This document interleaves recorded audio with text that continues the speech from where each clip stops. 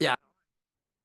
All right. This is the 5th of June. We're going to do a town hall here on the future of the blockchain industry. My name is Gavin Mehl, and I want to do a kind of with some of the industry innovators on the call today, and we're going to do a kind of like a roundtable. But let me just share a structure of how the meeting like this can be successful in my experience.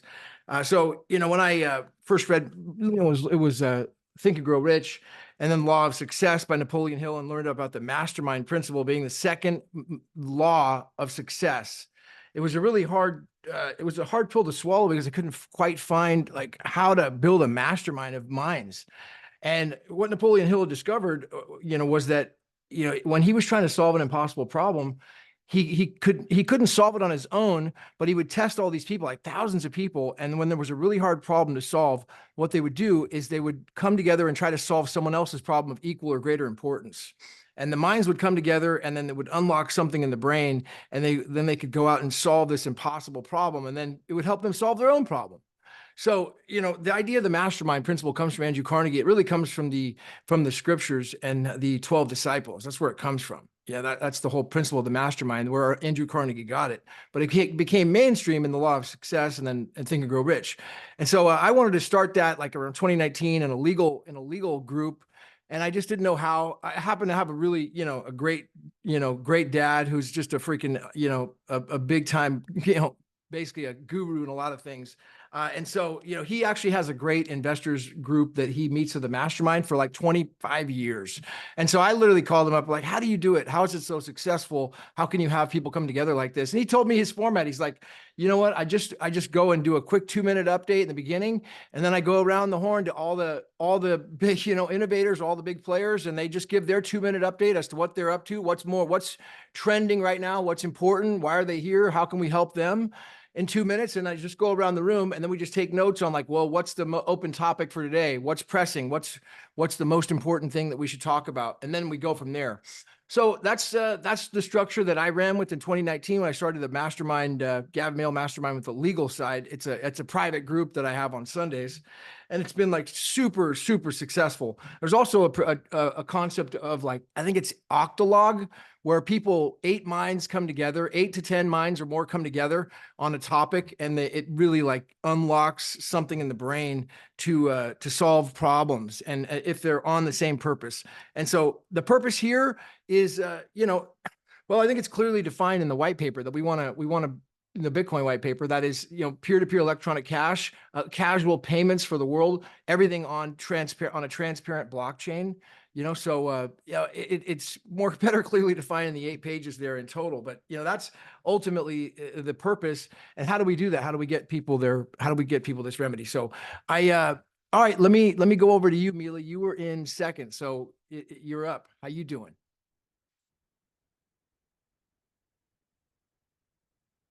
You want to unmute? Yeah, just a second. I'm clicking away here.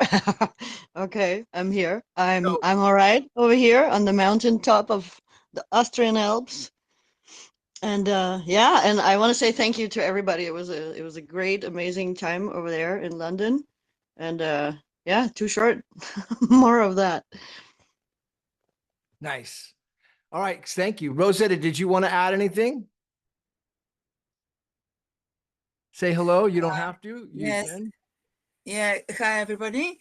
Yes, I'm still in London. I went to the conference. Here I met Gavin and Mila. I'm so happy about that finally I have some people to talk to, about interesting things. What am I up to? I'm trying to set time every day to pick up on the blockchain and Bitcoin news for the last year, because I haven't been looking into this much.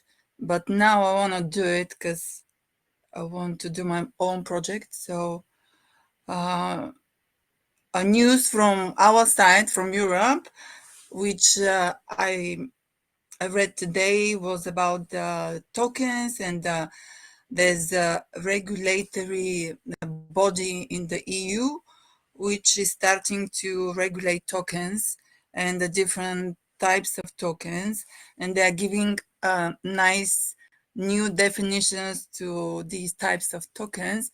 So this will help with the regulation, and It will help people like me who like the tokens and want to create project on them. Projects, yeah. Well, thank you, Rosetta. It sounds like some we could open up on some business ideas for people or hackathon ideas. It sounds like what you're potentially working on, or or dojo ideas and things like that. So, all right, cool. Dolores Cahill, you were next. Good morning. How you doing? Yeah, lovely to see you. Yeah, I guess I'm a professor. I've been an innovator for 20, 30 years. I have a background, in innovation and entrepreneurship, and I've had patents that have been granted worldwide in my area of diagnostics and research. And I really read the white paper from the beginning, and in the last 18 months or so, I've met 4,000 people individually in 8 countries. And as well as talking about law and legal and getting people to build co-ops, I've been putting individual people one by one on to use BSV and to give them that information. And I'm holding a conference in Ireland in September. And I really want to network with people who want to build on the BSV blockchain. People who network and with people. I met you. Yeah, and it was lovely to meet you all at the last blockchain conference. And also I went to the one before. And I also, because I have a background, I was a professor in the School of Medicine, but my area is between medicine and law, and specifically around property and intellectual property and your name.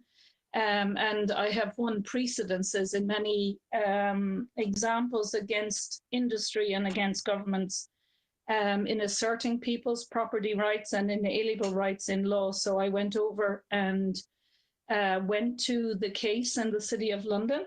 And also the man dressed up as a judge on the second day said, if that lady nods her head one more time, I will remove her from contempt of court. Now that was very interesting because we have been in touch with the City of London in relation to rights and how they operate. So that was kind of a historic interaction as well.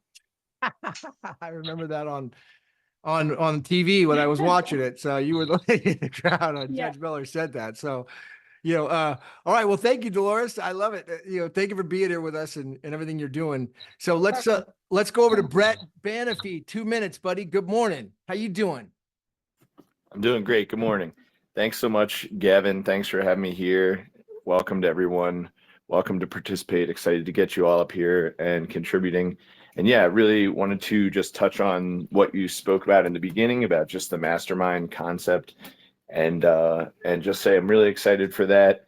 If we just think about BSV and what it actually kind of represents, BSV sort of gives us a blueprint for how to build this sort of mastermind program.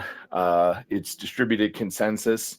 It's across an informational channel where there's adversarial information. So some of the information out there in the world is trying to trick us. And so one of the ways that we can combat that is by forming these small world networks. I think just a couple days ago, there was a post that was trending around on Twitter that was showing, like a female lion that was getting, like attacked by hyenas. And then, the like male lion comes in and sort of, chases the hyenas off, etc.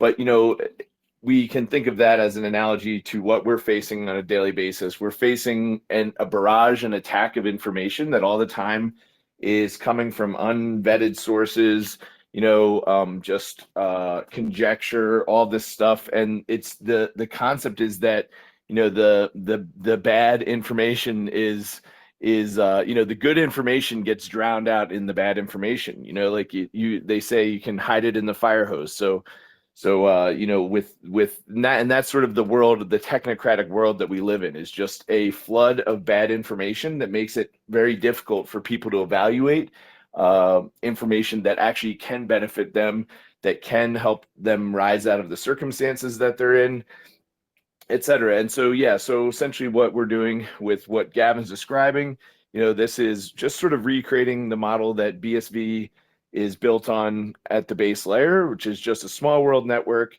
proof of work, all of this stuff. And yeah, I'm excited to participate it, not just as a, contributor, but also there's real power in listening as well. So the way in which we're listening to each other oftentimes gives us a space to create that, that dynamic change that the group minds can do. So excited to be a part of that as well. Thanks for the intention and the invitation, Gavin, and turn it back to you. Thank you, Brett. Brilliant, man. The Small World Network is like right on point there with the Mastermind. So, all right, let's go on over to our man One directly from the courtroom today. How you doing, buddy? Good morning.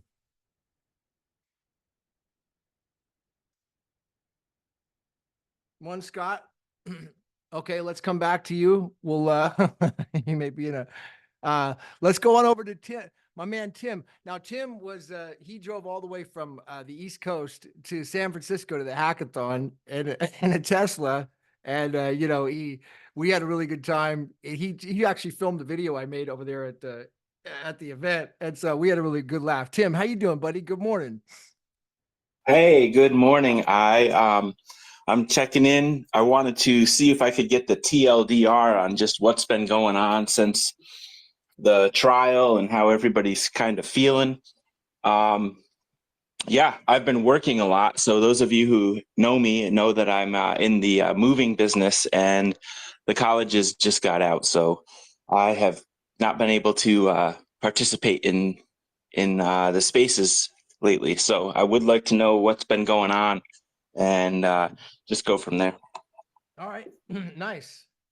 Okay, we'll take note of that, Tim. I appreciate it. Why don't we go on over to Alex Favel? You had a space on this morning, buddy. How you doing? And we had a great video from yesterday, so I thought that was amazing. Thank you. Yeah, thanks for having me. Good to speak to you all again. Yeah, I'm doing good here in the Netherlands. It's very sunny, so was enjoying some time outside, but come back in for the space.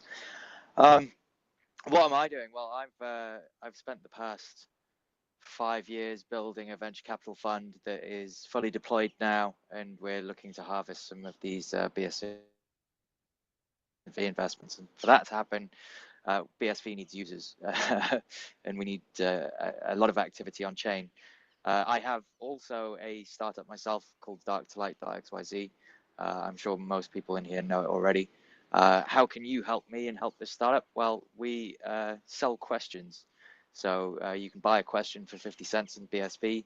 That effectively gives 100 people the opportunity to receive some BSV for giving their opinion on your question. You then own the question in the game, and you'll earn royalties and revenue from it in the future. That's what I'm doing. What have I been doing recently? Well, like you said, I did a quick basics video on what Bitcoin is with you last night, Gavin. If you haven't seen it yet, then I recommend you go over to Gavin's YouTube channel and have a look.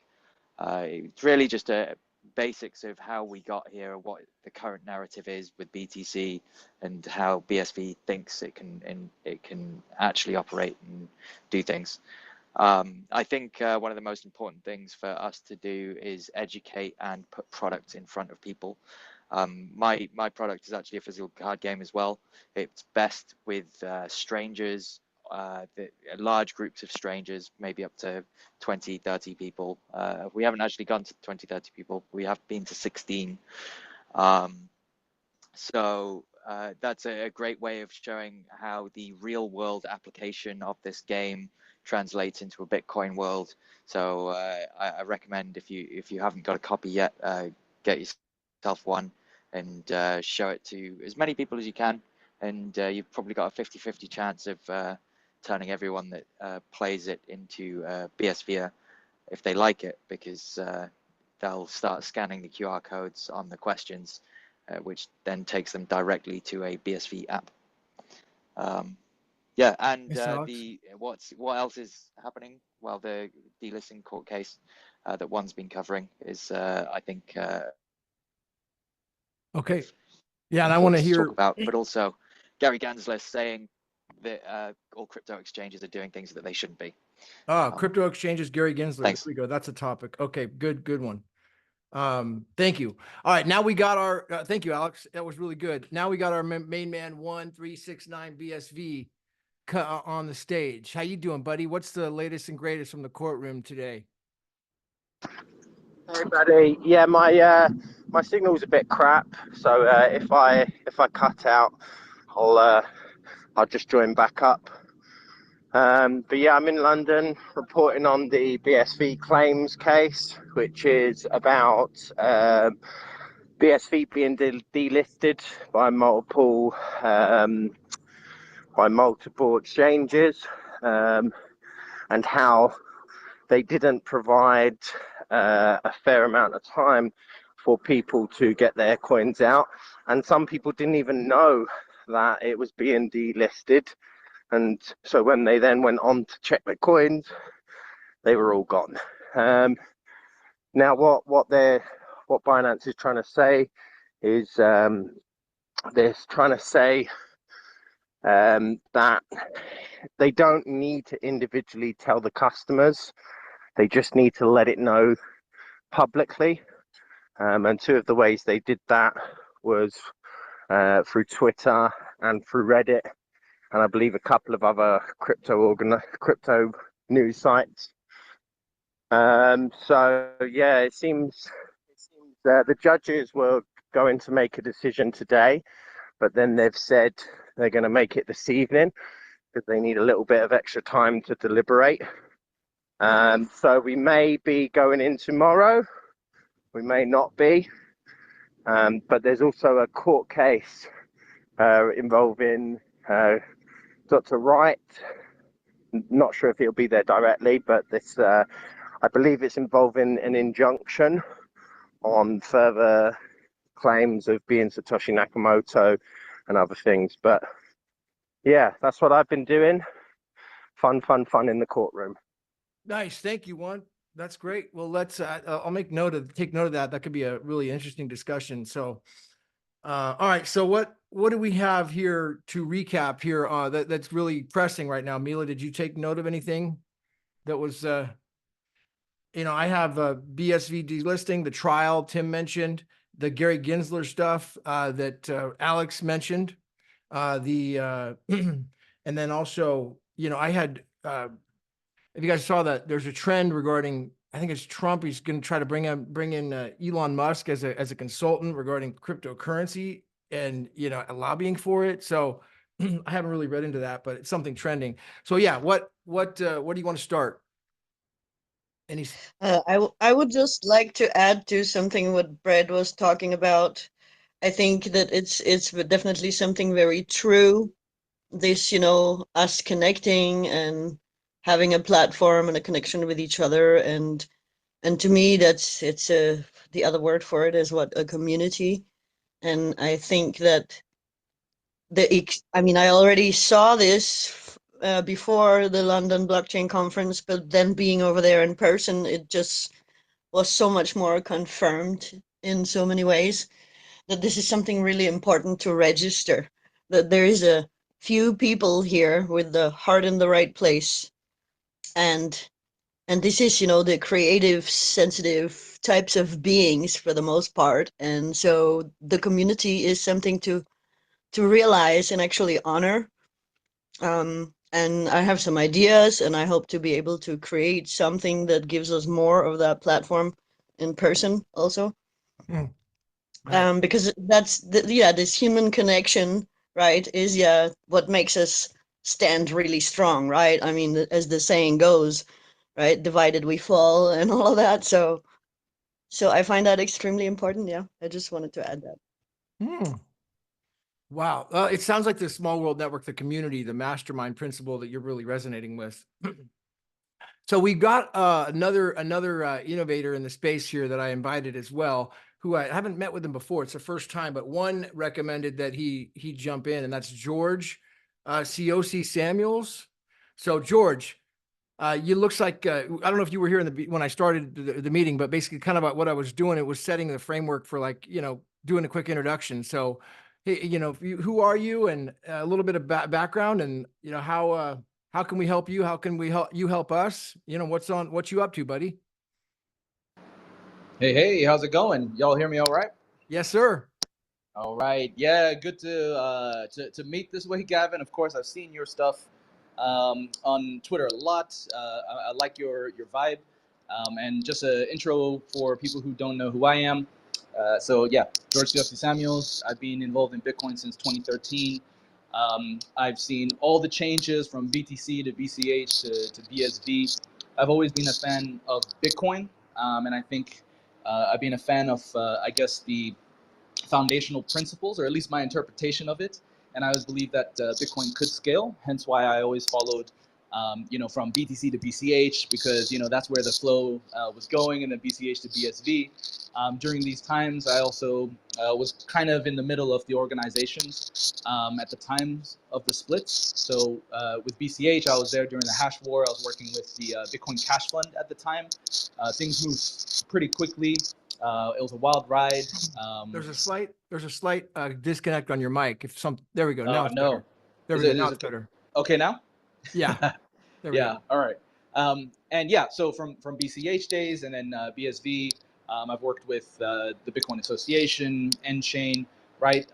Probably how we connected was because of the news of this Tuvalu project that I'm an advisor on. But yeah, I had attempted essentially to try and get BSV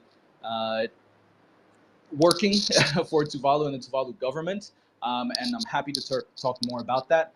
But this latest project that I'm involved with, it's actually unrelated to the initial stuff I did with BSV. But yeah, I'll leave it at that for now. I'm a huge nerd for community culture and tech. I've had the pleasure of working with some of the folks that are here on this call, including Brett. And yeah, happy to answer any other questions. Thank you, George. Wow, that's a freaking mouthful. We need to hear more from you. So we'll and then all right, cool. Well, why don't we start over there with Dolores, and see, Dolores, what you had. I know you said you have an event coming up that you wanted to talk about, and some of all the people on the ground that you're working with, and you've already done so much. People who don't know who Professor Dolores Cahill is probably can't find too much information about her, because it seems like there's a censorship issue, but hopefully that doesn't happen here. So, Dolores. Yeah, so thank you very much. So I suppose what we've done over the last 4 years now, this is with lots of people in the World Freedom Alliance. We're kind of in every country in the world. And with people like the veterans like Nick Stott, we trained 120,000 people in person in Britain and Ireland around the law.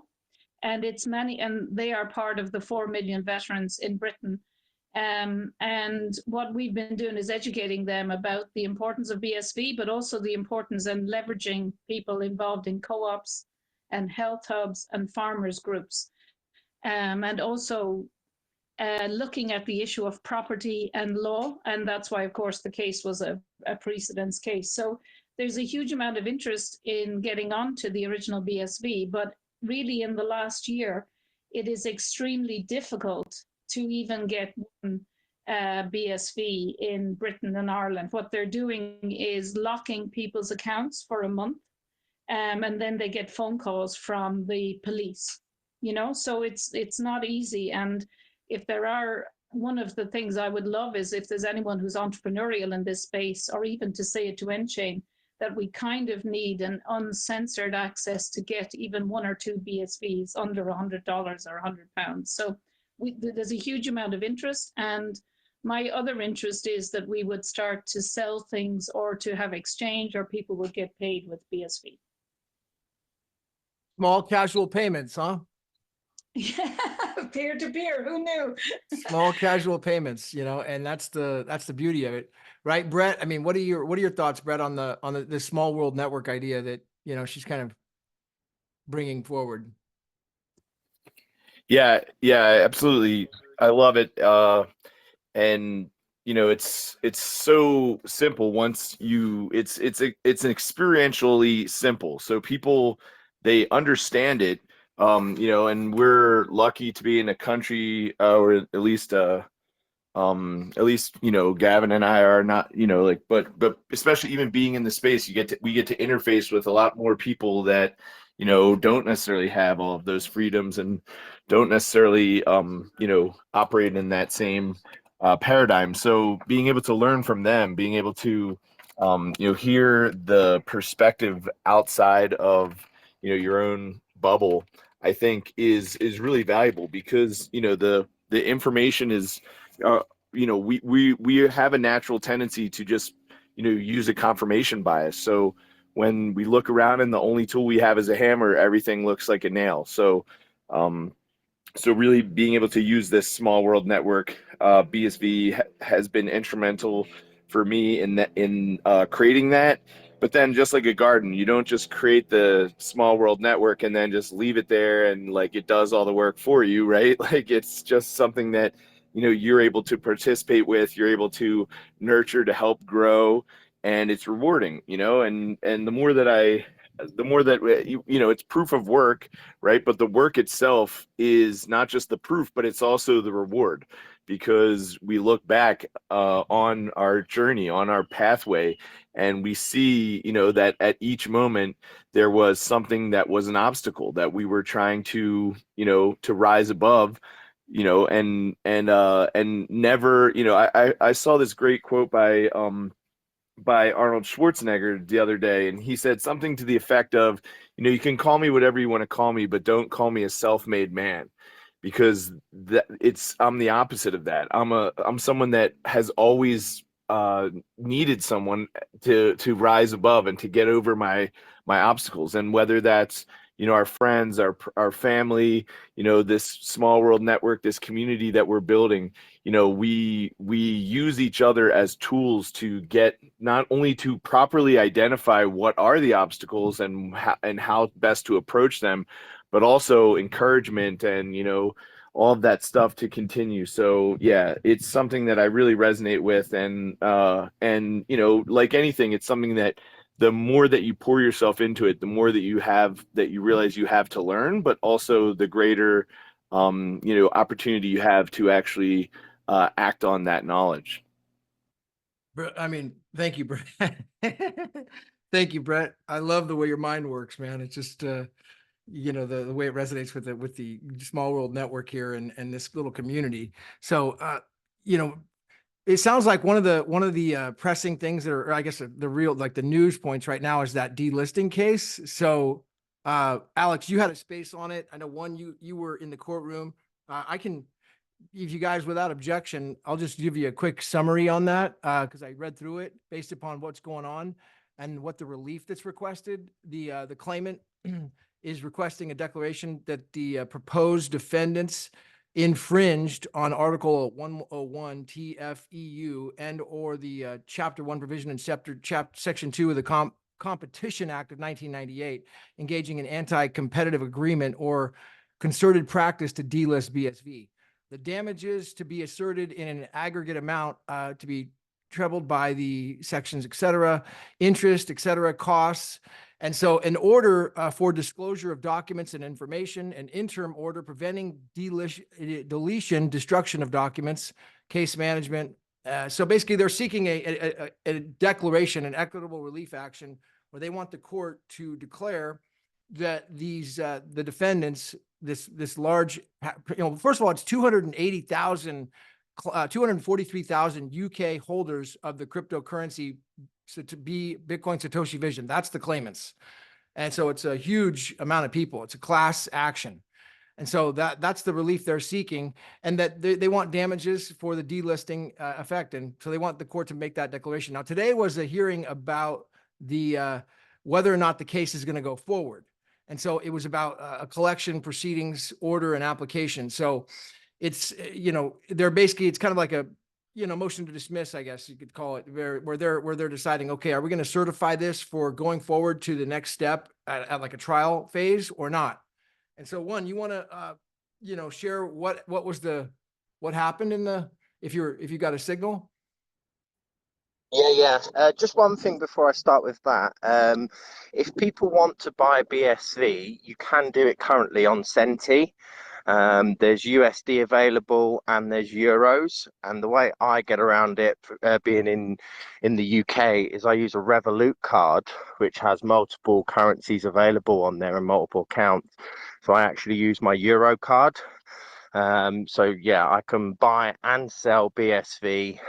It also has the smallest fees of, I've tried Changely, I've tried a few different things, and it also has the smallest fees. So BSV is available to the, as I currently, Europe and America through senti.ch. Oh, my Shameless man, plug there. Bernard. That's Bernard Yeah, that's the who one. you spoke with at the That's event, the right? one. Yeah, Bernard Yeah. is such a, they call him Bitcoin. He's the original Bitcoin Ben. He's like an OG in the space. Yeah. So I actually tried to sort of break the site a little bit just to, see how it was and play around, see if I could find any bugs. And I did find a little bug, but it was immediately fixed. And yeah, he said anytime you have any issues, just speak to me. Yeah, And yeah, I can vouch for that, man. I've actually been using Senti for about 3 years. So they are freaking Ben. I met Ben in Dubai and it's amazing. I would And remind us how Senti is spelled. It's Chenti, CEN, yeah, CENTI. CENTI.ch. Yeah. It's their Swiss company. So they Yeah, they're actually merchant, incentivize you merchant, to, yeah, they deal with merchants for like credit card processing. That's their business and, adoption on the blockchain. So they're not like an exchange, but it has a wallet. no, but they do also have an exchange feature, which Bernard said that he put that in just because he was fed up of people asking, oh, can I buy BSV? Can I sell BSV? So they do have that feature, even if that's not the main premise of their business. But yeah, good company if you need to buy BSV or sell BSV. And as for the court case, that was news to me. I didn't realize it was that many people.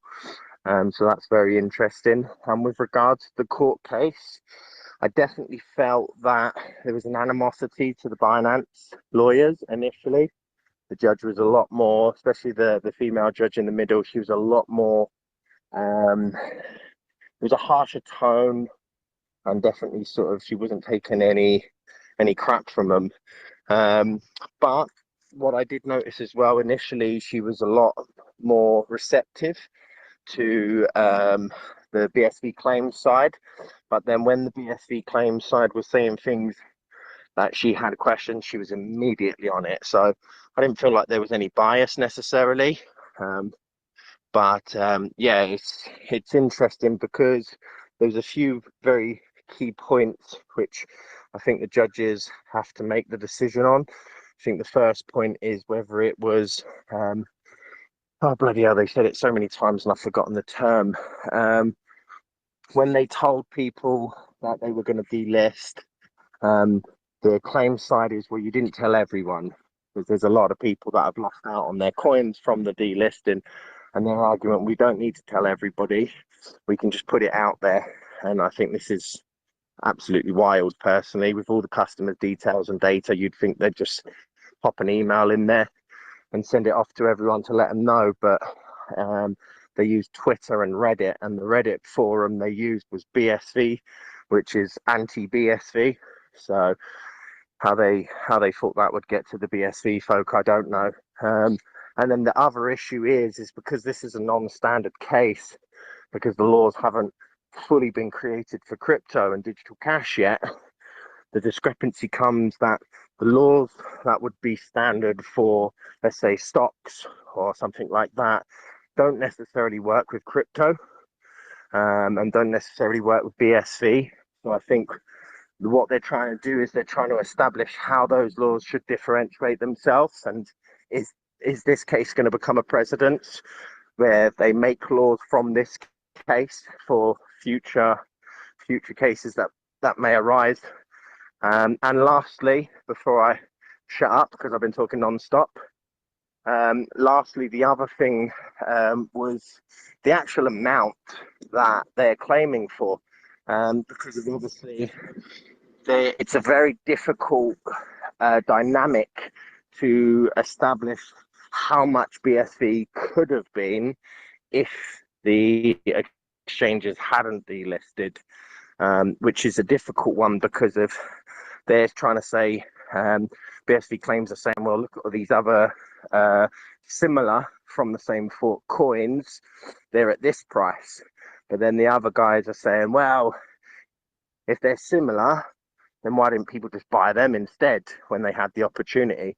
And I overheard the BSV claims lawyers just saying it's ridiculous. It's absolutely ridiculous that they would say BSV is the same as BTC or BCH. They're very different systems with very different usages. So I feel like they highlighted that a little bit at the end, but I don't know necessarily whether that was the main point of the topic.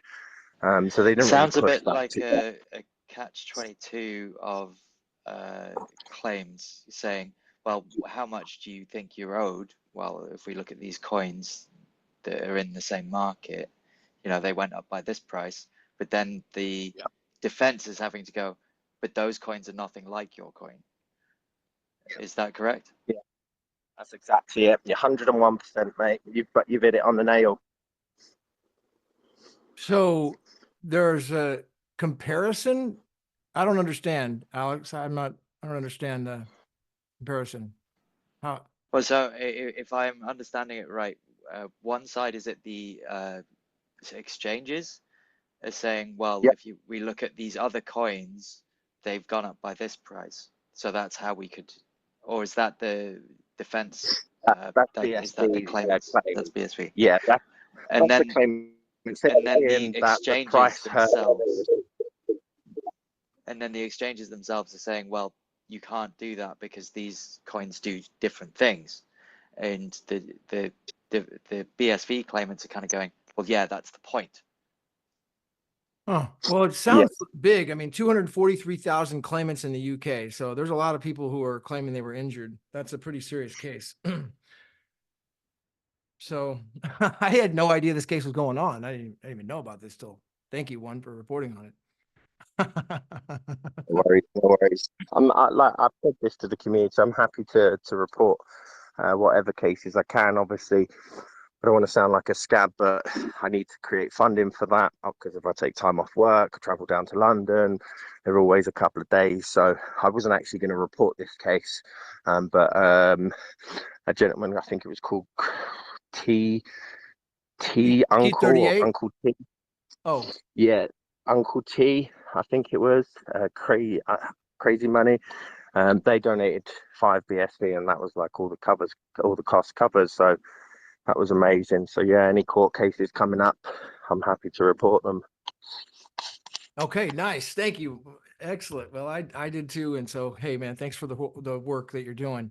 And all right, well then, with just to keep the kind of the flow going, we got George on. I really want to hear what, without objection, I want to kind of move over to George, see what he's up to. One, you actually were the one that recommended we talk to George. So maybe you could introduce, as to why you recommended what you knew about George or what you thought was interesting. For me, what's interesting is obviously it's been quite a while since BSV and Tuvalu have been spoken about. Oh, hang on. Let me walk away from the motorbike. Yeah, it's been a while since sort of BSV and Tuvalu, I'm probably saying it wrong, Tuvalu, that's the one. Yeah, and I was just wondering sort of what's happening there. I obviously saw Sol doing stuff there, and I'm just sort of interested in what were the good things that BSV were doing in there. Is BSV still working on projects there? And how do you, obviously you're the advisor, how do you, I've seen on your posts, you're very excited about the energy these guys are bringing over, the sort of the meme culture mixed with legitimate commerce, business commerce. So just wondering sort of how what's going on really. Is Sol taking over? Is BSV still going? And yeah, just tell us a bit about what you're up to. Yeah, George, for those who don't really know it, including myself, it sounds like you're in a country called what? Tuvalu. Tuvalu. Yeah, okay. In the South Pacific. South Pacific. All right. Yep. And go ahead. It sounds like you're an entrepreneur there and you've been working on a bunch of projects. So I'd love to hear more about, we'd love to hear more about what you're up to and what we can do to help. Yeah, sure. So I'm actually currently residing in Mexico. Previously, I was in Singapore. But yeah, Tuvalu, my connection there is that it's my maternal homeland, and a maternal homeland, so from my grandmother's side, that I haven't even been to yet. But I'm an instructor. Excuse me. One, Yeah. so is it possible that you might be touching your microphone on something? Because it clicks sometimes. Yeah, sure. I Okay, could yeah. also, hold on. Let me see if I can just maybe switch out. Okay, I'm just gonna take the headphones off for now. Okay, yeah, there Can we you hear go. me? That's better. Yep. Yep. Okay, sweet. So yeah, so essentially my connection to Tuvalu is that I've got Tuvaluan heritage through my mother's side, or grandmother's side specifically. And a good number of years ago, I had actually put out a 5-point plan. It's called, if you Google it, it's a 5-point plan to save a sinking nation. And this particular document, I think I wrote it on Medium. It made its way through my Tuvaluan communities on Facebook, because Facebook is probably still the dominant platform for Tuvaluans, and eventually made its way to the government of Tuvalu. Now, the proposal that I put together included Bitcoin, right? And I literally gave 5 steps from what I thought could be done in timed coordination with their .tv renewal. So I don't know if you know this, Gavin, but actually the .tv domain is actually rented out by Tuvaluans, because Tuvalu own .tv. And so they have this license that... TV, like television? Yeah, .tv, the .tv domain. Tuvalu owns it.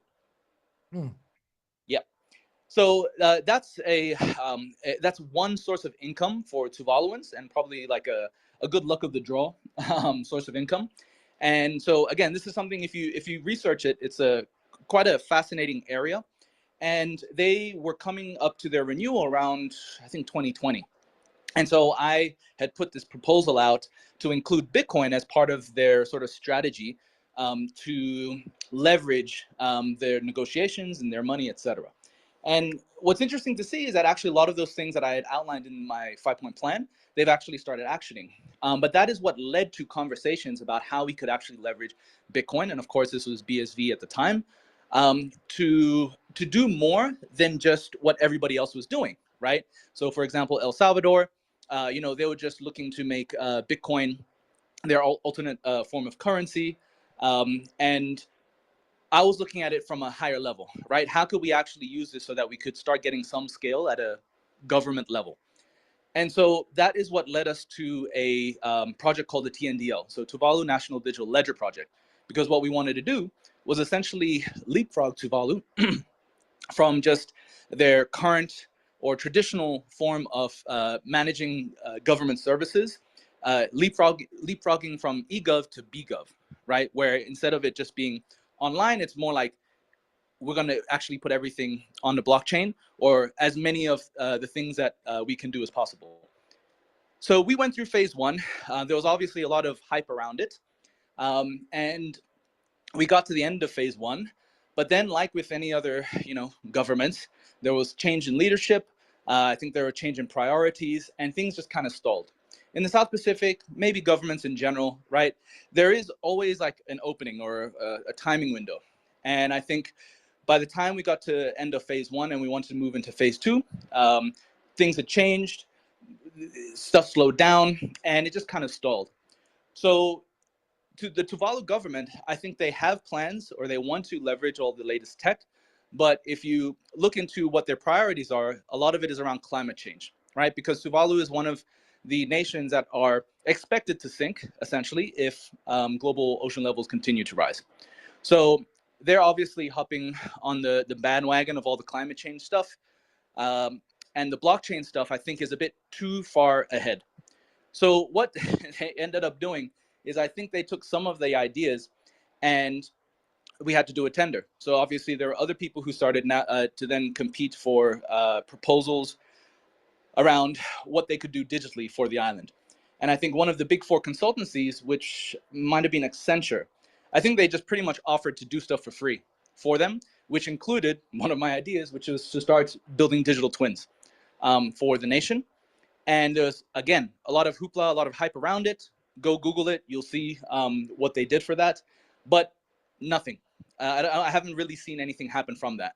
But the idea was they'll help Tuvalu become the first true digital nation in the metaverse. Now, the problem I have is somebody who's entrepreneurial. I like to move fast, but also when it comes to government, enterprise, or even just the South Pacific in general, things go very slow. So while that was kind of stalled and nothing really happening, of course, I have my own business and was working on other projects with other clients. And then these guys for this project, which is Tuvalu on Sol, so it's a Solana-based project, I saw that they were doing what I wanted to do with our TNDL project from a grassroots level. And it's actually just a bunch of young kids, crypto bros who call themselves non-degen crypto bros because they made their money in the crypto space, but they're actually wanting to do something with the meme culture because like they're kind of tired of just having fun and they want to see some real world impact. So there was something called NationFi on the Solana space, where essentially they just put this competition together for coins for every single country. So if you look up NationFi on Google, you should find the website, and there's a list of all of these country coins. And it was just groups of people in the Solana space who just kind of like picked up different country coins, and they started applying their marketing prowess or their meme prowess. And this is all the sort of stuff that I wish we had in BSV, and which I spoke so much about to people in the BSV space that it was just plainly missing, an understanding of the current day culture around this technology. I think in BSV, there are some things that are correct, right? In terms of trying to do things right, maybe taking a little bit more time, etc. But you can see how sometimes first mover advantages does matter, right? And the further that you aren't able to maybe understand how the culture works, especially in our connected ecosystems, the harder it is to sort of get ahead, unless you do something that really allows you to leapfrog. And so with this particular project, their team, they're young, they're passionate, and they really want to create real world impact. Now, I made my case very well known to them in the sense that I still believe in BSV as a scaling technology, right? But I also still see probably 15 more years until we see mainstream adoption of any of this tech. Something I learned being involved in the emerging tech space in general is that truly innovative technologies take about 30 years to gain sort of mass adoption or at least mainstream penetration. And the reason for that is because technology scales fast, but human beings are slow. You can see how this played out with Bitcoin even, right? All the scaling stuff that we're doing with BSV, it could do a lot of that back in 2008, but it's all the politics revolving around us humans that often get in the way of the progress, because a lot of us are so stuck in old paradigms or old ways of thinking. We've got ingrained habits.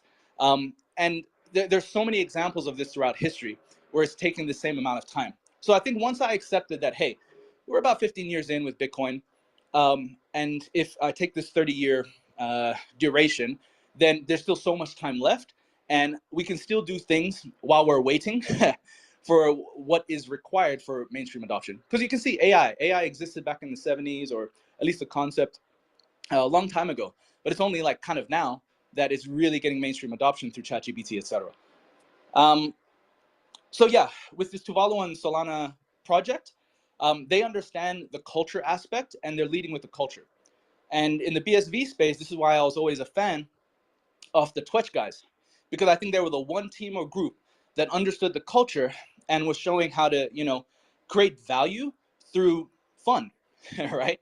And this is something that, still, in my opinion, is lacking because of this sort of government or old school enterprise approach. It's not bad, it's just different, right?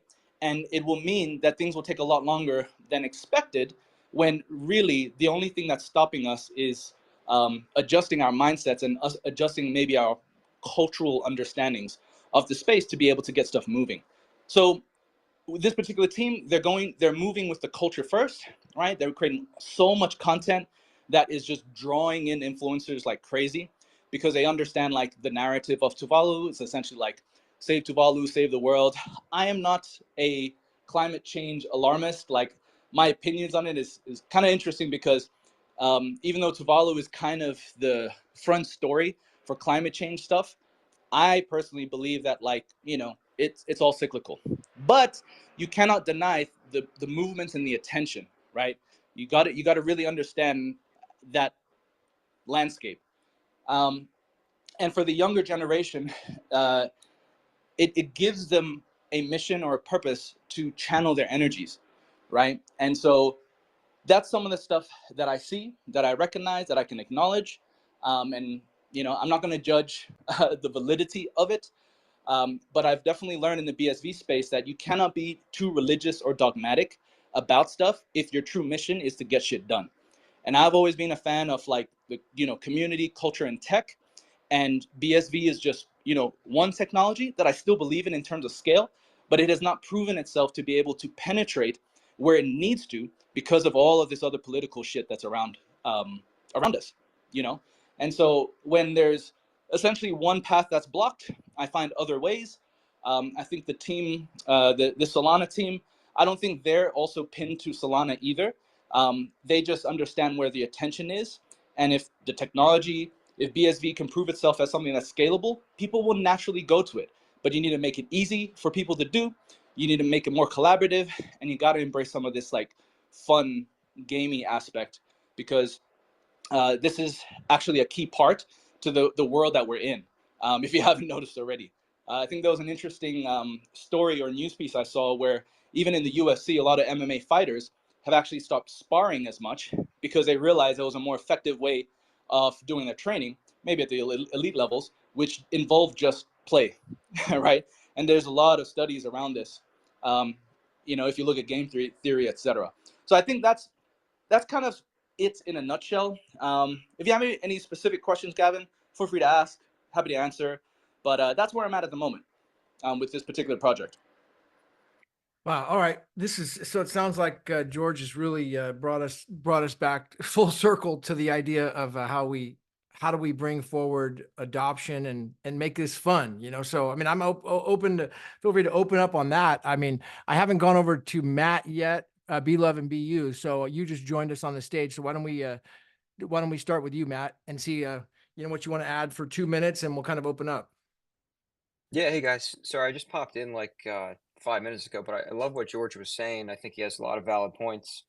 Uh, you know, timeline wise, I feel that this could happen a lot sooner than 15 years. I mean, I think greater world adoption, sure, you know, another 15, we're there, you know, but I think we're not too far from, you know, just a few players in this BSV space demonstrating what this technology can do, demonstrating that it can scale in a fun way that's profitable, that draws in more players who honestly, like, you know, aren't subjected to the trauma of the last 6 years of the inception of BSV. It's been a rough road, and in hindsight, I'm thankful I really came into this strongly in 2022 because I don't have a lot of that baggage, and most of uh, the late adopters that would be coming into BSV from this point forward, we might not even be aware of that baggage. So I think to focus on it is a little short-sighted.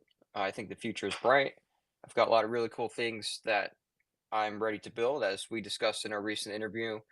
And the sooner that I can get doing that, and you know, the sooner that, you know, other Bitcoiners can start building their vision, focusing on that, then I think we're going to start seeing the needle move quite quickly. As I also discussed in the interview, the price for a BSV and the chart in itself is just, it's absolutely prime. So there's just never been a better time to really grab the bull by the horns with your web application ideas and your positioning as an investor. So that's my 2-minute 2 cents. Nice. Right on, Matt.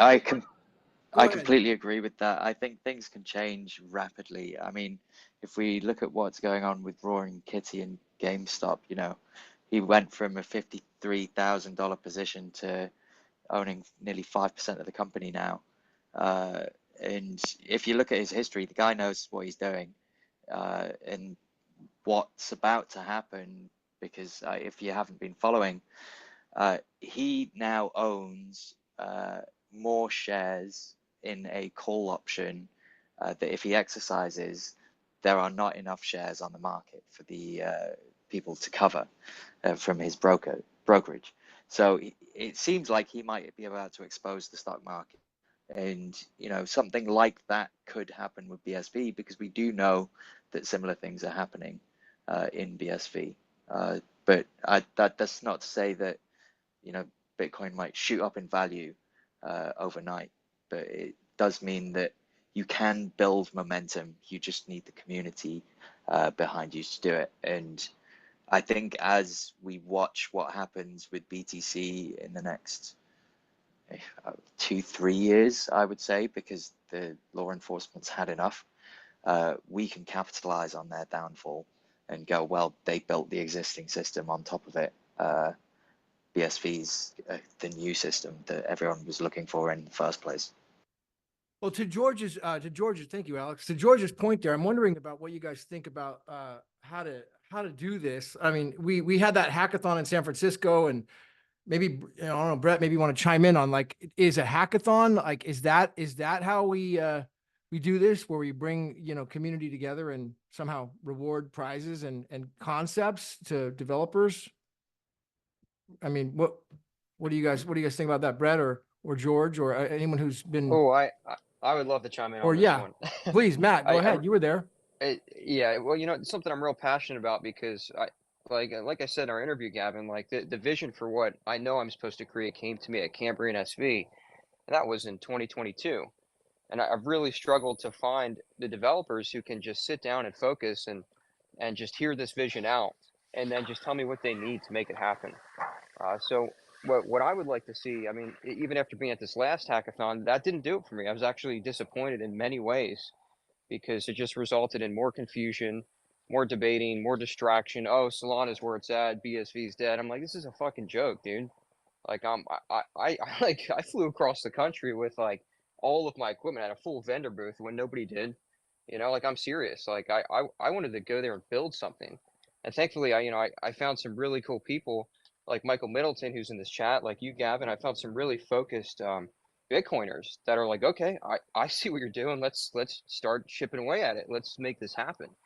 So in closing, I think we need like a really focused, like Cambrian SV style thing, where we're not there to debate ideas. We're there to, you know, maybe, you know, have our ideas ready and pitch them in advance, and just know what we're about to build, and put like 20 of the best Bitcoin devs in a room with, you know, a handful of entrepreneurs that have a vision, and just like build it in a week. It can be done. You know, just get it launched, and then like have a roadmap where you just keep chipping away at it from there. I think that's what's going to move the needle. Having competitions and stuff is just like, okay, but, you know, can we really just look at what everyone's trying You're to kind build? of And saying replicate what yeah, Ethereum did, almost get some people in a room and build something in a set period of time, and it's one thing as opposed to many things, with everyone kind of working on their own thing. 100%. Yeah, that's it. That's how you just get it done. What did Ethereum do, Alex? Well, if Ethereum kind of got like Joe Lubin and a few people together, and Vitalik, and a couple of other coders, and just said, look, Bitcoin's broken. Let's capitalize. Let's build something better than Bitcoin, and, you know, do what we plan to do, whatever that was. And if you look at the plan, it seems to be moving to proof of stake and trying to rug, in my opinion. But that's what all crypto projects that have, because they built their own blockchain, right? Which was kind of the problem. With us, we've got the blockchain already. We just need to build one application that people really get behind. Yeah, I might just want to add there that one thing that I see, which we have not done yet, right, is if any of you have used ChatGPT or any of these LLMs, right, they've got a token section, right, in the back end.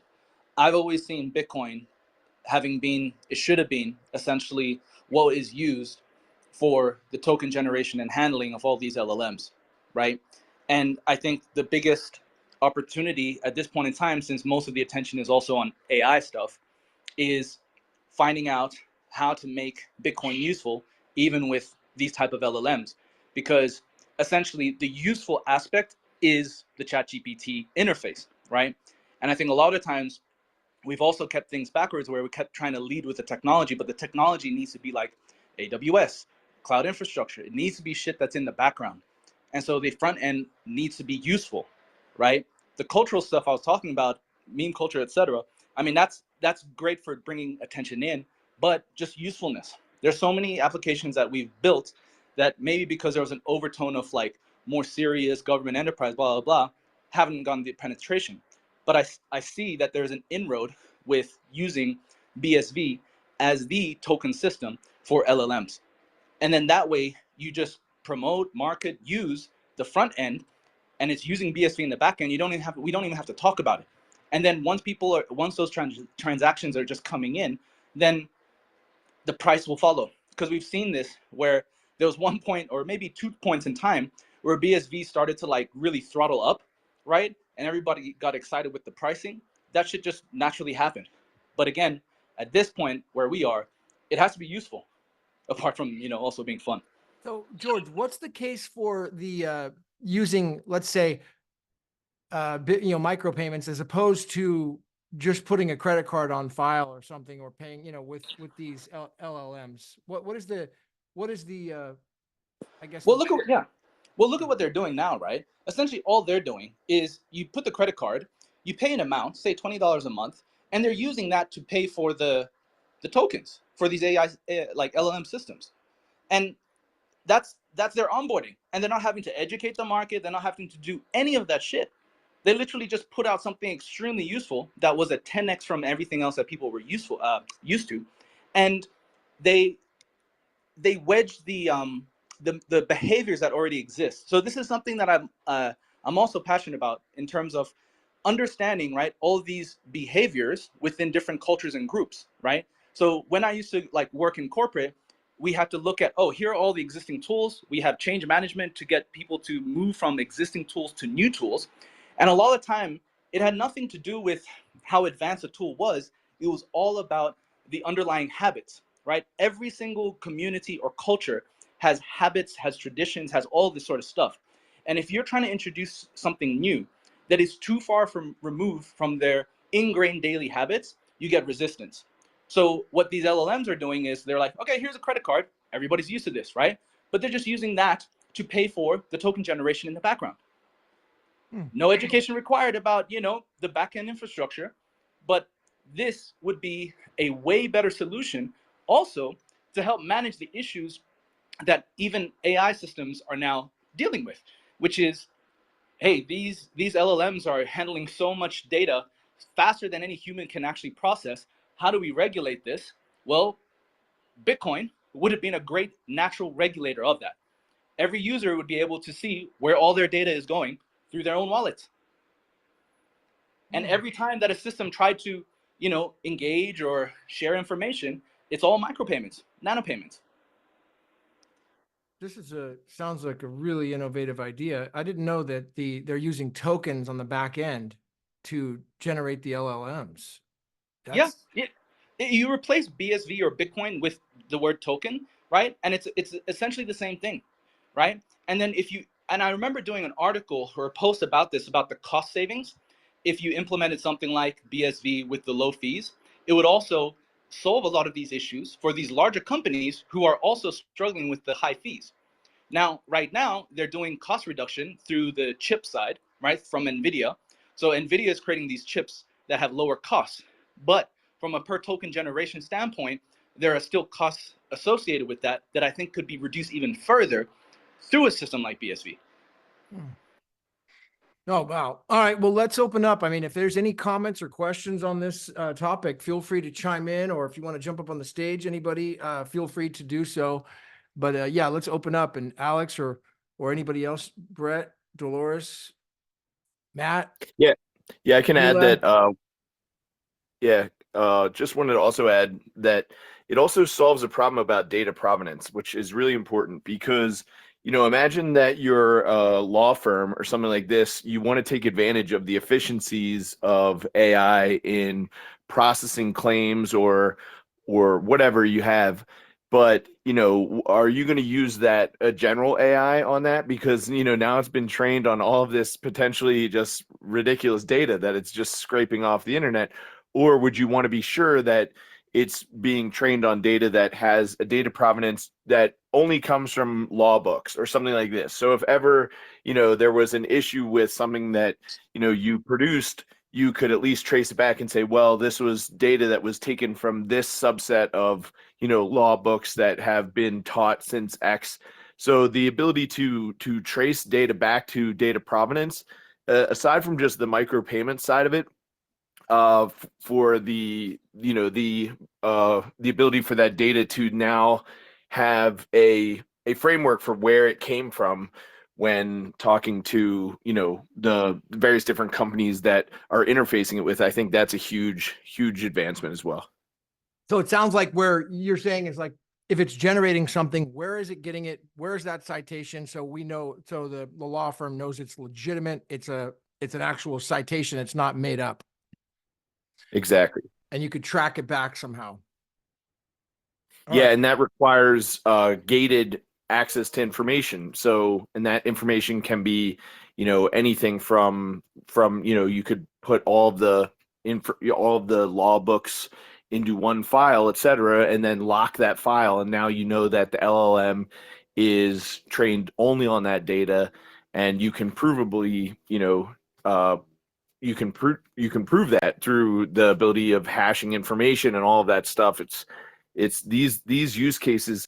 But the thing that George is talking about as well is that these are problems that exist for companies 5-10 years from now, right? There are a few companies, and everyone that's on this call, I think it's safe to say, see around the curve a little bit and are seeing ahead of this, that this is not just a solution when it comes to payments, instantaneous payments, but also with the solution regarding data provenance. But this is going to be a huge problem for companies, and so this is where the entrepreneurship opportunity lies, which is those people who can see ahead of the curve and say, oh, we're about to be in a desert, and I'm going to maybe potentially have some water to sell. Think that I might try to swing a business plan together that allows me to meet the market need, because I understand that there's only one technology that can do it. I think, again, going back to what George was saying, we also have to understand that general development of information and conversation around this front is also very beneficial, right? This is one of the reasons why I'm really big fan and advocate of the London Blockchain Conference shifting away from the framework of being a CoinGeek conference, which everyone can just uniformly ignore because they're like, well, that's BSV and BSV doesn't apply to us, right? So we don't have to pay attention to what's going on that conference stage. Whereas now, by just the simple act of changing the name of it to London Blockchain Conference, now you need to be aware of what's being discussed on that stage. It's relevant, even if only because of the fact that that other businesses are going to think that it's relevant, right? So you're sort of like immediately forced out of the completely ignore BSV framework that has been successfully deployed by these groups. And that's exactly why one is on the ground today reporting about this, because of the disinformation campaign.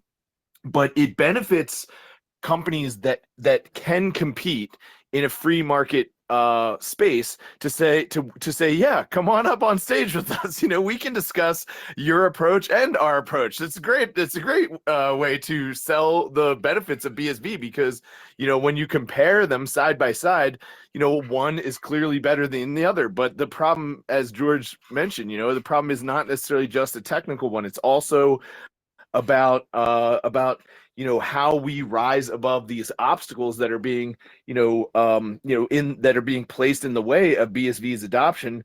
And the best way to do that is that economic impulse, that entrepreneurial spirit to say, hey, this is a real problem that companies are going to face in the future, and I'll spin up a company that can solve this problem in the exact same way that AI spun its solution up, and it wasn't perfect, right? It was telling people all types of misleading, terrible data in the beginning, they at least have it up there now, and they can fix it, what we say, fix it in the mix, like you get it up there, you get it 98, 99% flush, and then you put some spackle on it and you cover the part that's not flush. Well, all right, Brett, brilliant. Anyone want to add to this? Can I Feel chime free to in jump on in. that? Please go ahead. Yeah, just to say I totally agree. Ruth. With Okay, I didn't even see Brett you up and here. George. Is that Ruth? Hiya. It is Ruth. Yeah. My screen is not. Thank you for adding Ruth, Amila. I didn't see her. I didn't see. Great, thank you. Please, Ruth, how are you? Talk to us. I'm good. I was just gonna say, on the merging AI with Bitcoin front, totally agree with what George and Brett are saying. And the novel I've just written is called The Bitcoin Singularity, and it is about exactly that.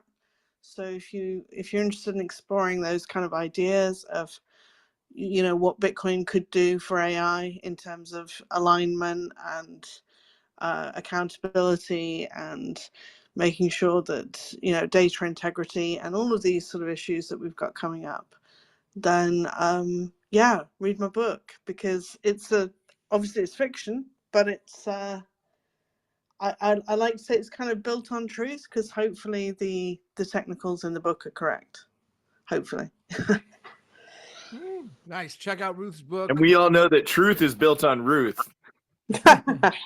Always. Truth is built on Ruth. As a matter of fact, I saw an interesting. It was from Kate. I think Casey. She had mentioned she had a tweet up there about Red Bull reset your vibration or something. Red Bull. It was a picture. Casey Nicole had put it on Twitter today. It's something.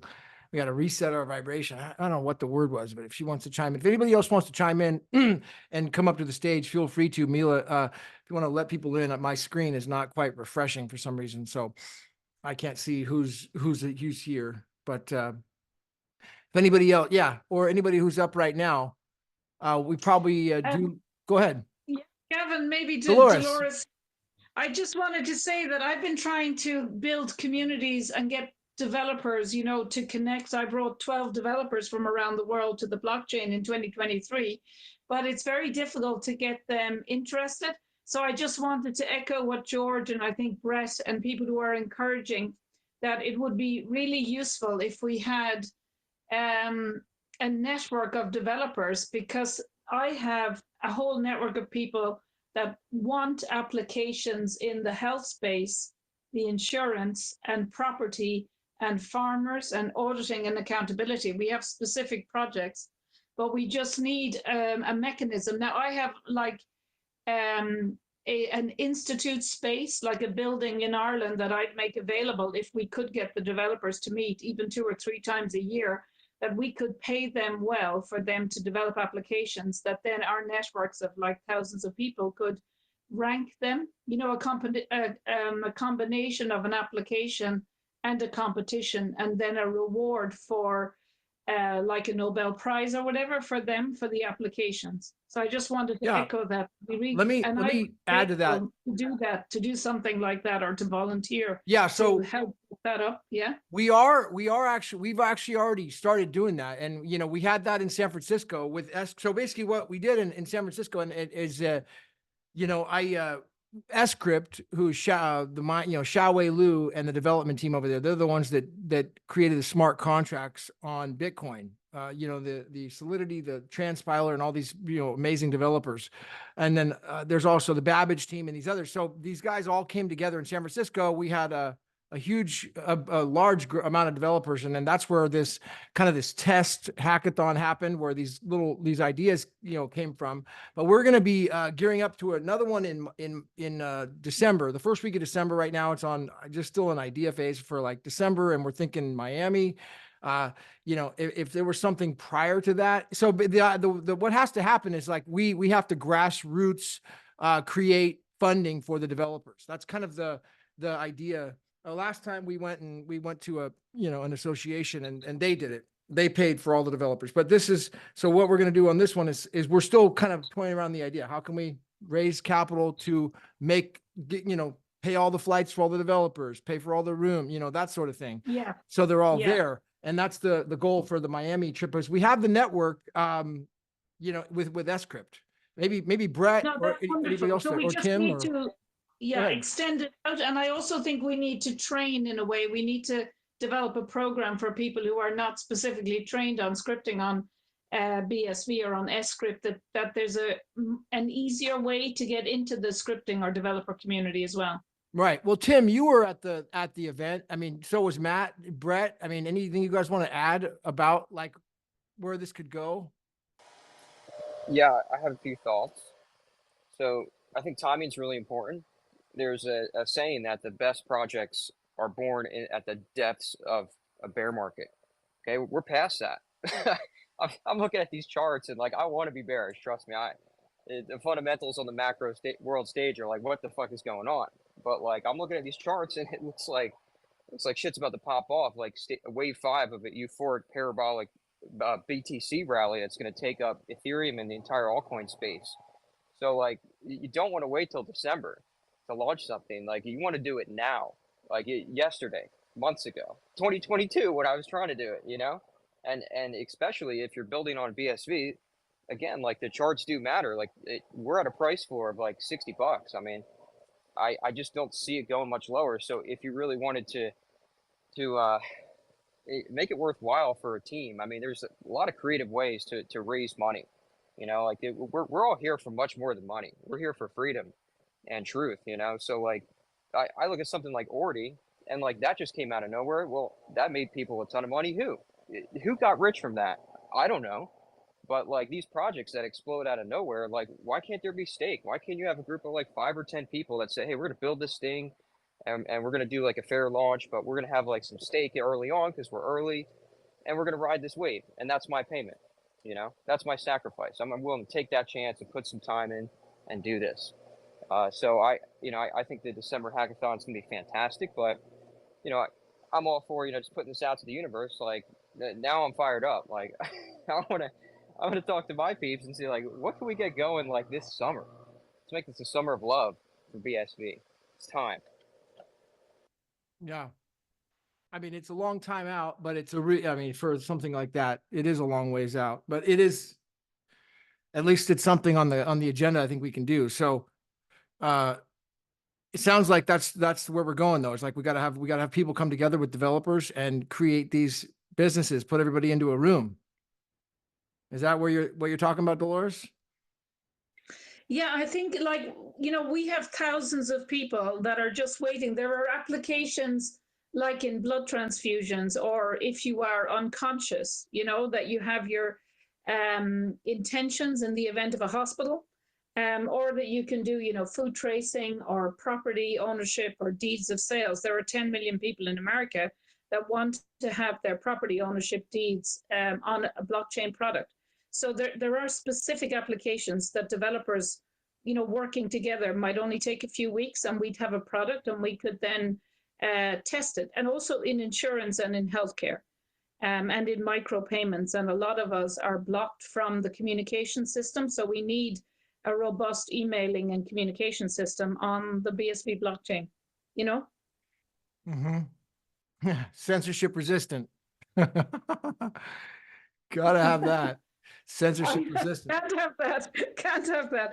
No, but also the things like insurance and even just people's wishes or property ownership, or, you know, identification, you know, simple apps that everybody needs, or their contacts that they can, you know, ensure if their mobile phone crashes, or if they, you know, if there's an issue with the internet, that they will have their key documents and key wishes, you know.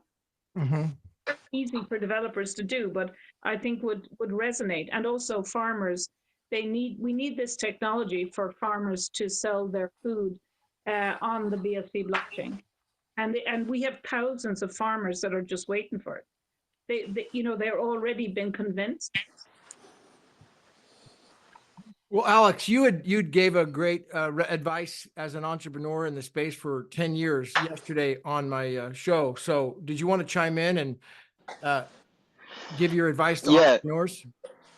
Yeah, sure. I mean, times are always going to be tough. I think you can learn from the previous 10 years in that if you find something that can be effective but also small, that you can manage as a small team, you know, if you're not effectively going to one of these big events where there's, you know, potentially tens if not hundreds of developers that could build a product, if you're doing something small, you need to make sure that you can survive for as long as possible.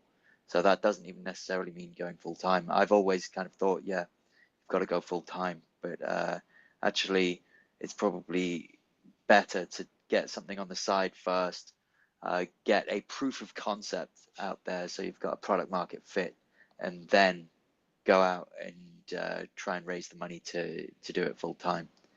But if you're going to take the risk of going full time immediately, you got to learn fast. And one of the best ways of learning fast is talking to knowledgeable people in this space already.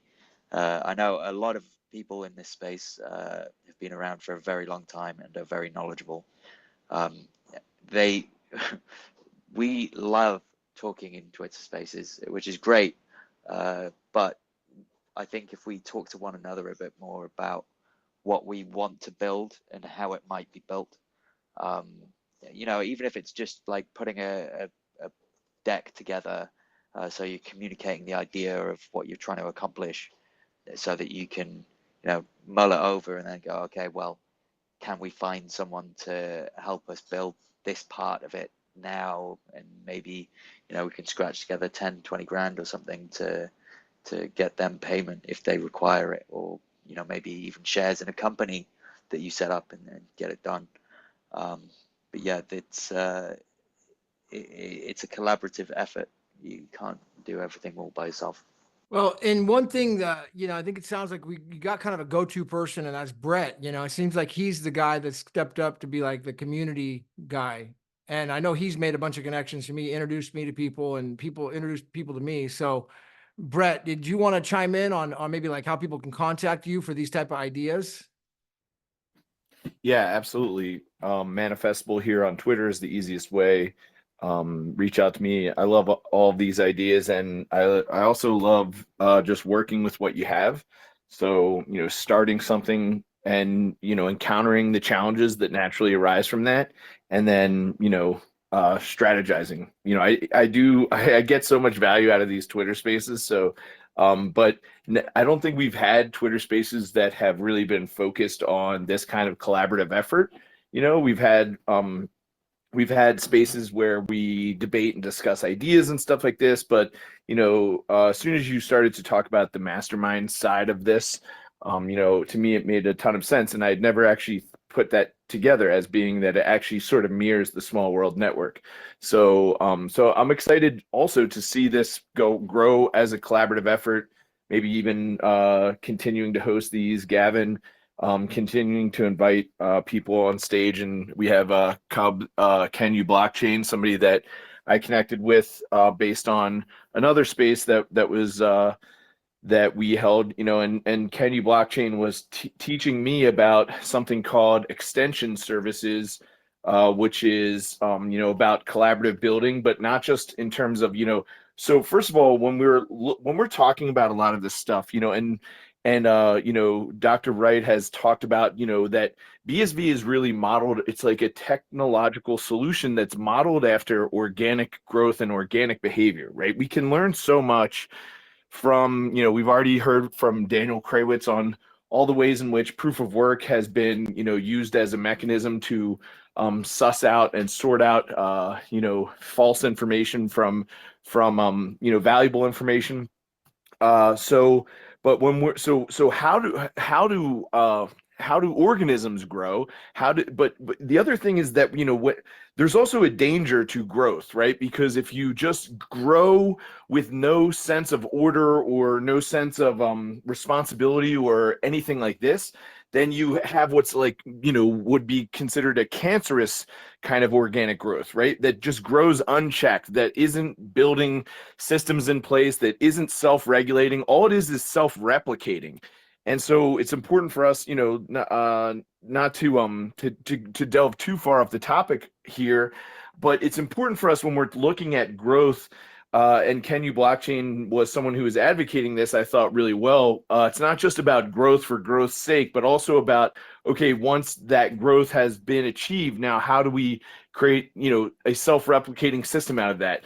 The example that I always go back to and use is like the ecosystem of the pond or something like that, because you have, like the algae that cleans the water, and the water being clean helps the fish to be healthy, and the fish being healthy helps, all these different things, and it trickles down. There's a famous YouTube video called How Wolves Change Rivers that really emphasizes the way in which a single participant in an ecosystem, that being the wolf in the case of Yellowstone National Park, can actually be so vital in terms of their role and their ecological role, that removing them creates this complete skew, not just for the system itself, but for every participant of that system. So yeah, I think that with that being said, maybe I'll invite Can You Blockchain to maybe share some thoughts and ideas, and see if we can continue these conversations going. And on that note, I was thinking that we had a kind of a test space on Sunday morning. Well, my time Sunday morning, which was like 8, I think, at my time. So I was thinking about maybe doing another one on Sunday, and then again the same time on Wednesday of next week. Just to see kind of where the times fit. How's that sound, Brett?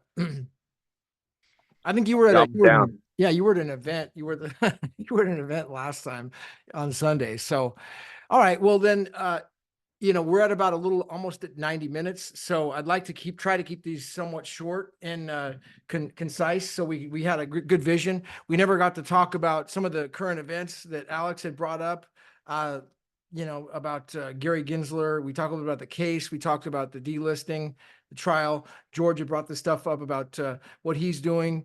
And also Dolores had made some points about potentially doing something in Ireland with these developers and a hackathon. And so hopefully we can come together on that division. But please open up, and anybody else, Mila, Rosetta. Yeah, we got someone here with a hand up waiting since a while, and I just want to say that we are 10 speakers. Go ahead. And there is a request from one. I don't know if he has anything more to say. So if somebody has nothing to add for the moment, you could drop down and make space. And let's hear what Cub had to say. Yes, CUB wants to speak, I think. Who? CUB is what Brett was talking about. Can you block? Yeah, that's what I was saying, Cub. I said, sorry. Oh, thanks, Mila. Yeah, and Brett as well for bringing that up. And actually, I was thinking of you as well, because I wanted to raise also and come back around to what Dolores said. And Brett, we had a conversation not too long ago, and Dolores was the one I was mentioning, bringing up, and it was actually Scott during the trial. During one of the sessions here on xSpaces, she jumped in and said something, and it piqued my interest because it was about education. And so I hear more of that now. And I very much affirm, Brett, obviously what you said regarding the extension services. This I think is the way we can build community in a coherent way from different points in the ecosystem. So it's sort of a way of thinking about that network effect. And I think one of the ways is what Dolores mentioned, is through getting those who are developers, who have the tools, but who are also, as she said, already convinced, but want to start building things and need to get the training and the education. So partly that's the hackathon, and you get people in the same room for a couple of days.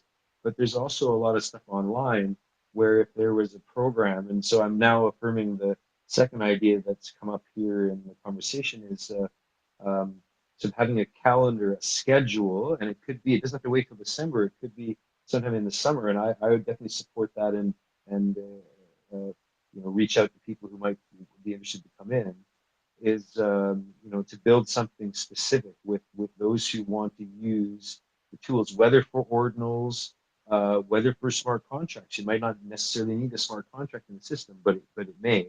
But it would need to go through, in my view, this is an important sort of community quality check, would be something like a Block Dojo online, where you don't have to fly to London, or you don't have to fly to Miami. Maybe there's a second one starting in Miami, the Block Dojo, but which brings together those people that Dolores is looking for, which is the entrepreneurs to connect with the developers, to connect with the subject matter experts in agriculture and health and other areas who want a prototype of some kind, and then to convince based on the number of developers and the number of ideas, how many do we need for, and how much time would it take for 5 developers, who have this amount of training, who come for and I would see it as an online session rather than it being necessarily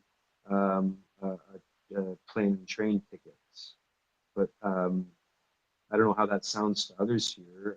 Just throwing that out. I mean, I can think of other things. Well, it sounds like we could do this like with where we have this meeting, and we're holding offices in a way. Like when I was in the fraternity, we had absolutely no experience, no clue what we were doing, a bunch of drunk guys hanging out, and somehow we were able to come together and have an e-board and actually get business done. It was nuts, I mean, and so if we can do it back in the fraternity, we could easily do it here. I mean, it's just like, oh, I have a little office and I'm doing my little thing where I was recruiting new members. That's what I had to do. And some other guy he was in charge of the books. Another guy was in charge of like the meeting structure. Another guy was in charge of enforcement in case somebody was rowdy and cussing and fighting, he would jump in, like we have these different roles.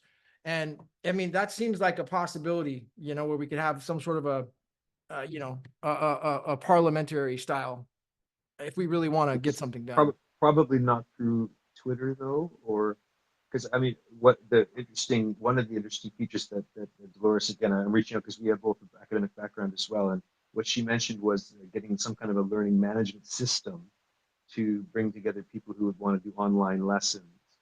And I know there's interest in that from script. Project Babbage has opened offices.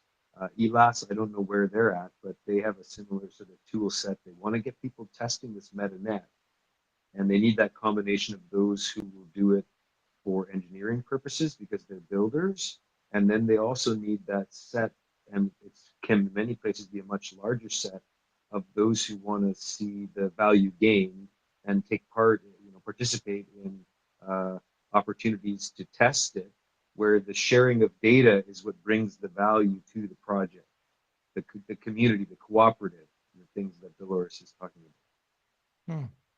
Wonderfully said. Thank you very much. That's exactly the kind of ethos. And I would be available and also to come on every week or to help logistically, because I set up a conference in the 90s in the German Proteomics Society. And after about 5 years, 8,000 people would come. And we used to unveil who were the best in the area, merit-based, with thousands of people. So I'd be very happy to be practically involved in supporting Gavin and everyone here in the logistics behind that. Sounds like this could be the second wave or third wave, Dolores. You're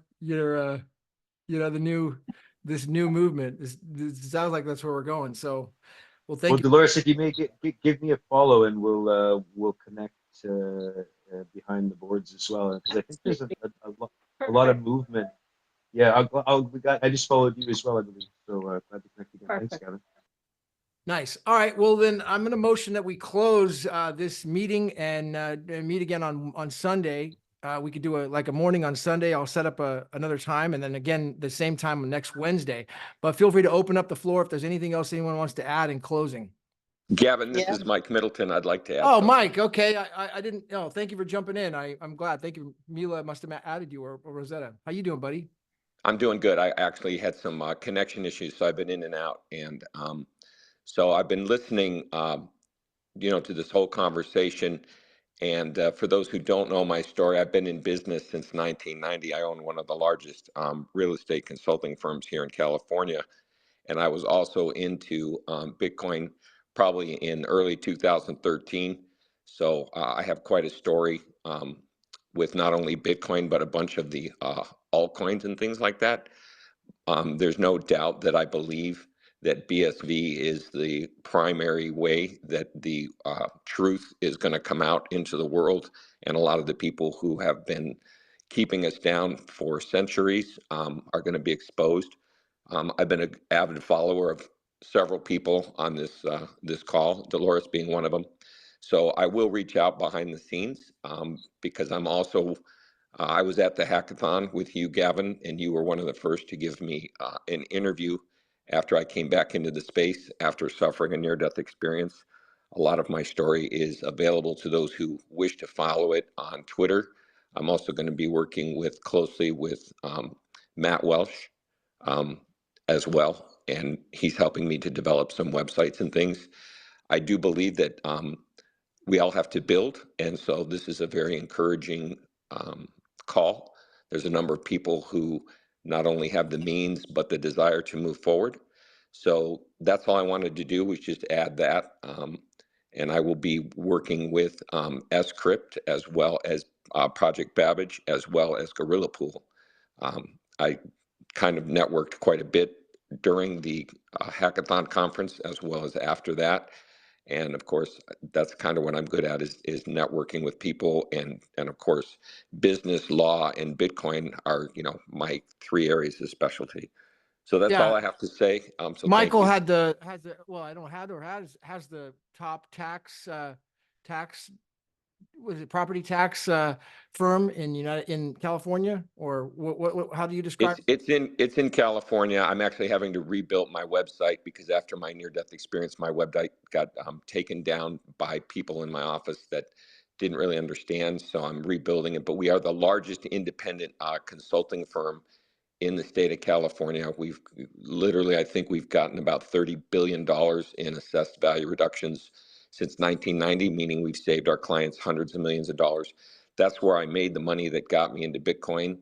And for those who don't know the story, my genesis started with Bitcoin in my own personal life on February 4th of 2020. For those of you who don't know, but most of you probably do, that of course was the same day that BSV experienced its own Genesis upgrade, which I think is going to be a very important date for the BSV community in the future. I was very active in early on reaching out to Craig Wright and following all the people in the space that followed the BTC and the BCH. I met Roger Ver in person. And I instinctively knew because of my background in computers, selling them in the 80s to first minis and mainframe users and then network PCs, it was just instinctual for me to understand that BSV, with its IPv6 and everything else that I learned along the way, was in my opinion, the only way for humanity to move forward, because there's nothing else that is going to have the commodity type derivation that BSV has. Thank you, Mike. Well, we appreciate you coming back. We missed you in London. It's good to have you back in action here. So, Mila, anything else before we close? Anybody else have any last words? We got some hands up here. We got Brett, and then after Brett, we got 1CH, etc. Yeah, I just have a quick thing to add, which is just that this is an open call to people. Many have already probably heard or potentially heard that Zach Wiener from VX Tech, he is doing sort of like an open call to people help participate in, creating a Bitcoin retreat space in Florida, I think kind of near Jacksonville area.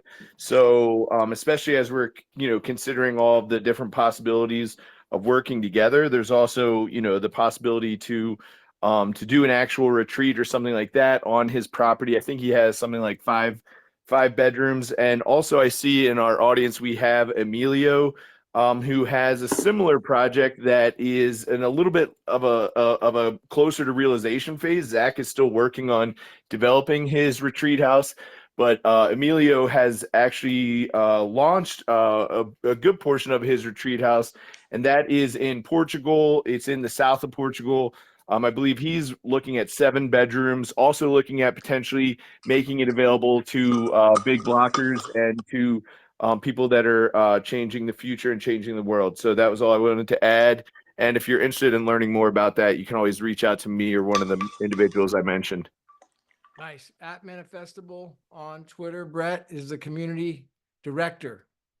Thank you, Brett. Mila, anyone else? Yeah, we got someone here, 1CH13F. Go on. Hey, how you doing? I've been in and out of this space all day. Very impressed. What a great space that you got here, Gavin, and a lot of impressive people here doing impressive things. Followed Mike, the real estate guy from California, and just lots of good news here. It's good vibes. Appreciate the space. Hey, you're And I welcome. guess Thank you. we can close out with that. Hey, I love the good vibes. I would second that motion, and good vibes to everybody. And let's do it again on Sunday. I want to try to do like a short, like an hour space on Sunday morning, and we can continue the vibes on that, and then move over to another one on Wednesday. So, all right. So, motion to close. Mila, we done? Can I say one thing? Yeah, Scott. Just a quick thing before you go. We're going to find out this evening if we're going to be called into the courtroom tomorrow. And then there's a few other cases that are coming. So there'll be a few other cases in the next couple of days. So this That's week, the injunction. Is that the equitable relief in the Craig Wright case? yeah, I'm going to cover that as well. Is that tomorrow? No, Friday. Oh, wow. Okay, so that's there's some sort of equitable relief on that. That's going to be important. I will definitely, yeah. Thank you for covering that, Scott. I'll be No worries. following that myself. So, yeah, for those who don't know, Craig Wright's got grounds for appeal on there. So, I actually made a couple of videos about it. On the grounds of that case for the appeal. There's two legal grounds that he could bring forward on an appeal, which are one, the legal principles on the admissibility of an expert, which I put forward in the standards, and there's like 4 legal standards that's got to be set forward, and then in the Madden coming forward against those principles, and then the other one is the interference of the bad actor. That's the Ager Hansen part, which is also, those are two legal grounds, because now that there's a judgment against Ager Hansen on espionage or claim of espionage, it's not even a claim; it's a judgment. So I think that he's got grounds. So I'm getting somebody's jumping up and down on their microphone. So it's Oh, Mila, it's sorry, that was my bad. All good. Yeah. So, all right. Well, then, Mila, unless there's anything else on a motion that we close, and we'll see everyone on Sunday. Anyone who wants to jump back on, I did record some of this, so I'll see if I can put it out on a video. So, Mila. Yeah. Thanks to Any everyone positive, for showing up. Amazing and interesting things, I must say. And the retreat thing, I think, is very important. That's actually what I've been going on about since a few months. So I'm really happy to hear that there's other people who are thinking the same and who are able to just actually get it to happen. That's important. It's important. Very good idea. Nice. Good vibes out there. All right. Well, sending lots of love and good vibes to everybody. So we'll see everyone at the top. See you at the top. and